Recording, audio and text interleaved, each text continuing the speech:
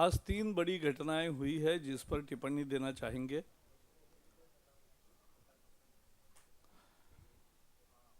घोटालेबाज सरकार का और एक घोटाला सामने आया है। यह घोटाला है विमान इंजन घोटाला। भारत जब भी रक्षा सामग्री खरीद करता है तो उसमें दलाल, मध्यस्थ, सलाहकार या परामर्शदाता कोई भी रखने की इजाजत नहीं होती है। फिर भी रोल्स रॉयस कंपनी से जो विमान के इंजन, जो ट्रेनर एयरक्राफ्ट है एजेटी, जो एचएएल तैयार कर रही है, उसका इंजन तो हम बाहर से लाते हैं। तो वो इंजन खरीद में बहुत सारी अनियमितता और भ्रष्टाचार हुआ है। हमारे यहाँ के कुछ अफसर ने, एचएएल के ही अफसरों ने यह सूचित किया था, लेकिन सरकार कोई उस पर एक्शन नहीं ले रही थी। अब जाके बाहर ब्रिटेन के सीरियस फ्रॉड ऑफिस ने जब सुधीर कुमार और भानु इन दोनों को गिरफ्तार किया, तब जाके नई दिल्ली में खलबली मची और बाद में उन्होंने सीबीआई के जांच का आदेश दिया।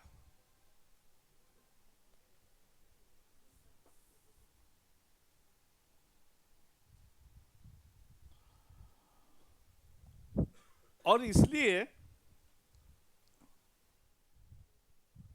भारत का भ्रष्टाचार यूके में उजागर हुआ, इंग्लैंड में उजागर हुआ। और यह पहली कहानी नहीं है। भारत के सरकार की खुद की निगरानी के व्यवस्था में भ्रष्टाचार उजागर नहीं होता, बल्कि छुपाने की कोशिश होती है। कांग्रेस का यही रिवाज है। तो ये जो हवाई जहाज का विमान इंजन घोटाला है, यह ब्रिटेन में उजागर हुआ। वहां सुधीर कुमार और भानु, ये दो मध्यस्थों की गिरफ्तारी हुई और पूरी एशिया में वो इंजन जब बेचते हैं तब जाके क्या घोटाला होता है, उसकी जांच वहां चल रही थी। अब हमारे यहां पहले से एक शिकायत थी, उस पर सरकार ध्यान नहीं दे रही थी क्योंकि देश की शिकायत है तो उसको दबाया जा सकता है। लेकिन जब यह नजर में आया कि अब इंग्लैंड में भांडा फूट गया है, अब इसे रोका नहीं जा सकता, तो फिर कल एंटनी ने सीबीआई जांच का आदेश दिया है। तो यह सरकार के कार्यशैली पर एक यही प्रश्न चिन्ह है, क्योंकि यह लगातार वीवीआईपी चॉपर का घोटाला भी भारत में उजागर नहीं हुआ, इटली में उजागर हुआ। यानी इटली को उस सौदे से फायदा होने वाला था, लेकिन फिर भी उन्होंने, ये मध्यस्थ दो थे, हश्के और गेरोसा, उन दोनों को उन्होंने पकड़ा, कोर्ट के सामने हाजिर किया और कोर्ट के सामने सारे सबूत आए। उसमें एक कागज यह भी आया कि किसको कितने पैसे देने हैं, उसकी योजना थी। तो अधिकारियों को कितना देना, राजनेताओं को कितना देना। उसमें एक लिखा था एफएम, फैमिली, और दूसरा लिखा था एपी। अब एपी तो कोई आंध्र प्रदेश हो नहीं सकता, एपी तो व्यक्ति का नाम हो सकता है, और कौन हो सकता है वो भी सबको पता है। फैम के नजदीक एपी कौन। और ये 200 करोड़ की रकम थी। ये घोटाला इटली में उजागर हुआ। भारत सरकार पहले उसको रिफ्यूज कर रही थी, बाद में उनको सीबीआई जांच करनी पड़ी और हेलीकॉप्टर का सौदा रद्द करना पड़ा। टेट्रा ट्रक का घोटाला भी ब्रिटेन में उजागर हुआ, क्योंकि वो चेकोस्लोवाक की कंपनी हांगकांग वाले को बेचती थी, हांगकांग वाली एक यूके कंपनी को बेचती थी और फिर यहां आता था महंगा होकर, क्योंकि दलाली है। और कांग्रेस का यही रिवाज है, हर रक्षा सौदे में दलाली। और वो बाहर उजागर हुआ, फिर इनको रद्द करना पड़ा सौदा। और वीके सिंह ने भी कहा कि 14 करोड़ की रिश्वत का उन्होंने आरोप लगाया ऑफर की गई थी, ये कहा सच्चाई। ये जो नेवी वॉर रूम लीक है, जिसके लिए वर्मा आज गिरफ्तार है, अभिषेक वर्मा, तो वो भी यूएस विसल ब्लोअर के कारण बाहर आया। भारत नहीं करना चाहा कुछ भी, एक भी घोटाले पर भारत सरकार कार्रवाई नहीं करना चाहता है। भारत सरकार उसको दबाना चाहता है, उस पर पर्दा डालना चाहता है। लेकिन ये नेवी वॉर रूम लीक का भी मामला अनबन हुई अभिषेक वर्मा और वो अमेरिकन दोनों में, और उसने सरकार को बहुत चिट्ठियां लिखी, सरकार ने उसका जवाब नहीं दिया, कोई जांच नहीं करी। जब उन्होंने मीडिया को भेजा, आप लोगों को भेजा और आप लोगों ने स्टोरी छापी, तब जाके भारत सरकार ने उसकी जांच प्रारंभ की। और बोफोर्स आद्य भ्रष्टाचार, उसमें भी हमें पता है कि बोफोर्स में स्वीडन के एक रेडियो ने उसका खुलासा किया, भारत ने नहीं किया। बाद में जांच टालते रहे, फिर जांच की, फिर पर्दा डालने के सारे काम किए। और जैसे बोफोर्स में कौतरुकी को भागने दिया गया, वैसे ही Augusta Westland VVIP chopper scam में जो इंडियन हेड थे गेरेसोला, उसको भी भागने दिया गया। तो ये सब भ्रष्टाचार के प्रति कांग्रेस का रवैया क्या है? बोलो मत, चुप्पी साधो।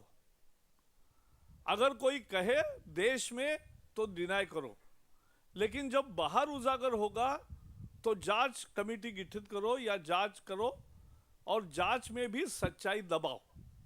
अगर कोर्ट मॉनिटर करेगी तब जाके सच्चाई शायद बाहर आ सकती है।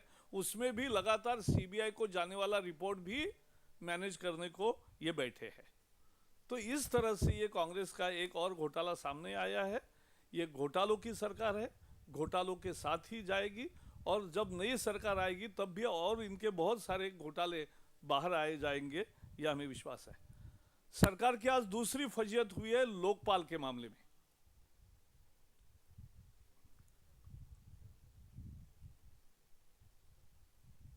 लोकपाल के मामले में फली नरीमन जस्टिस ये बहुत ख्यात कीर्त जो वकील है फली नरीमन, जो विधिज्ञ है, उन्होंने पहले ही कहा कि ये बकवास है कांग्रेस का एक तरह से, कि ये जिस तरह से सिलेक्ट कमेटी और ये जो कर रहे हैं, ऐसी कोई प्रोसेस नहीं होती है और नहीं होनी चाहिए। उन्होंने खुद को अलग कर दिया।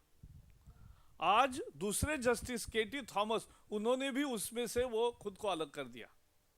अब इनकी कमेटी धरे की धरे रह गई,